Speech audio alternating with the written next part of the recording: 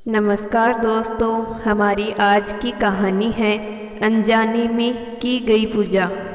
प्राचीन काल में किसी जंगल में एक गुरुद्रोह नाम का एक शिकारी रहता था, जो जंगली जानवरों का शिकार करता तथा अपने परिवार का भरण पोषण किया करता था। एक बार शिवरात्रि के दिन जब वह शिकार के लिए निकला, पर संयोगवश पूरे दिन खोजने के बाद उसे कोई शिकार न मिला। उसके बच्चों, पत्नी एवं माता पिता को भूखा रहना पड़ेगा। इस बात से वह चिंतित हो गया। सूर्यास्त होने पर वह एक जलाशय के समीप गया और वहां एक घाट के किनारे एक पेड़ पर थोड़ा सा जल पीने के लिए लेकर चढ़ गया।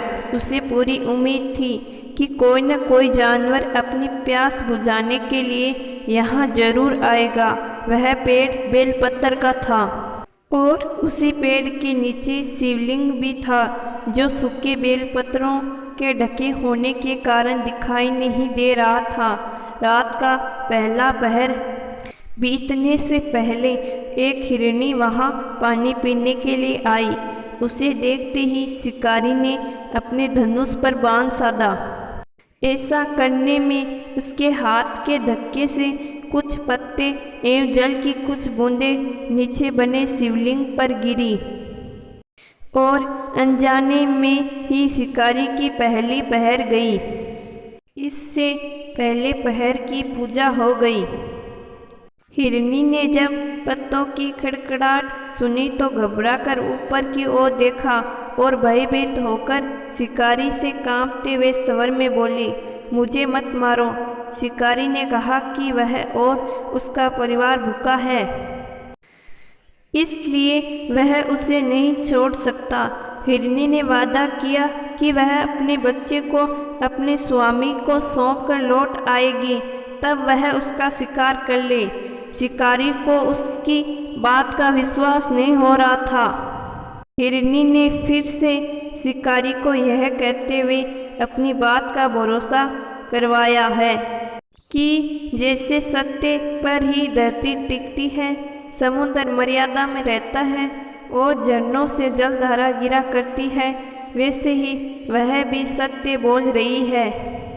क्रूर होने के बावजूद भी शिकारी को उस पर दया आ गई और उसने जल्दी लौटना कहकर उस हिरनी को जाने दिया। थोड़ी देर बाद एक और हिरनी वहां पानी पीने आई। शिकारी सावधान हो गया, तीर साधने लगा और ऐसा करते हुए उसके हाथ के धक्के से फिर पहले की तरह थोड़ा जल और कुछ बेलपत्र नीचे शिवलिंग पर जा गिरे। अनजाने ही शिकारी की दूसरे पहर की पूजा भी हो गई। इस हिरनी ने भी भयभीत होकर शिकारी से जीवन दान की याचना करने लगी। उसने अस्वीकार कर देने पर हिरनी ने उसे लौट आने का वचन यह कहते हुए दिया कि उसे ज्ञात है कि जो वचन देकर पलट जाता है, उसका अपने जीवन में संचित पुण्य नष्ट हो जाया करता है। उसे शिकारी ने पहले की तरह इस हिरनी के वचन का भी भरोसा कर उसे जाने दिया। अब तो वह इस चिंता में व्याकुल हो रहा था कि उन में से शायद ही कोई हिरनी लौट कर आए और तब उसके परिवार का क्या होगा। इतने में ही उसे जल की ओर आते हुए एक हिरण को देखा। उसे देखकर शिकारी बड़ा प्रसन्न हुआ। अब फिर धनुष पर बाण चढ़ाने से उसकी तीसरे पहर की पूजा भी स्वतः ही संपन्न हो गई, लेकिन पत्तों के गिरने की आवाज से वह हिरण सावधान हो गया। शिकारी को देखा और पूछा, तुम क्या करना चाहते हो? वह बोला, अपने कुटुंब को भोजन देने के लिए तुम्हारा वध करूँगा। वह मृग प्रसन्न होकर कहने लगा, मैं धन्य हूँ कि मेरा यह शरीर किसी के काम आएगा।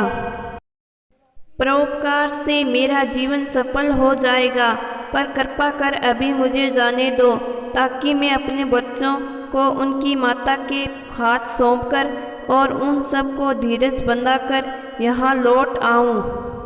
शिकारी का हृदय उसके पांव पूंज नष्ट हो जाने से अब तक शुद्ध हो गया था, इसलिए वह विनयपूर्ण बोला, जो यहाँ आए हैं सभी बातें बनाकर चले गए हैं और अभी तक नहीं लौटे। यदि तुम भी झूठ बोलकर चले जाओगे तो मेरे परिजनों का क्या होगा? तब हिरण ने यह कहते हुए उसे अपने सत्य बोलने का भरोसा दिलवाया कि यदि वह लौट कर न आए तो उसे वह पाप लगे जो उसे लगा करता है, जो सामर्थ्य रहते हुए भी दूसरे का उपकरण नहीं करता। शिकारी ने उसे भी यह कहकर जाने दिया कि शीघ्र लौट आना। रात्रि का अंतिम पहर शुरू होते ही उस शिकारी की हर्ष की सीमा न थी, क्योंकि उसने उन सब हिरण हिरणियों को अपने बच्चों सहित एक साथ आते देख लिया था। उन्हें देखते ही उसने अपने धनुष पर बाण रखा। पहले की तरह उसकी चौथे पहर की शिव पूजा संपन्न हो गई। अब उस शिकारी के शिव कृपा से सभी पाप भस्म हो गए, इसलिए वह सोचने लगा कि ओह, ये पशु धन्य हैं जो ज्ञानहीन होकर भी अपने शरीर से परोपकार करना चाहते हैं। लेकिन धिक्कार है मेरे जीवन को कि मैं अनेक प्रकार से कुकर्तों से अपने परिवार का पालन करता रहा। अब उसने अपना बाण रोक लिया तथा मृगों से कहा कि वे सब धन्य हैं तथा उन्हें वापस जाने दिया। उसके ऐसा करने पर भगवान शंकर ने प्रसन्न होकर तत्काल उसे अपने दिव्य स्वरूप का दर्शन करवाया तथा उसे सुख समृद्धि का वरदान देकर गुह नाम प्रदान किया।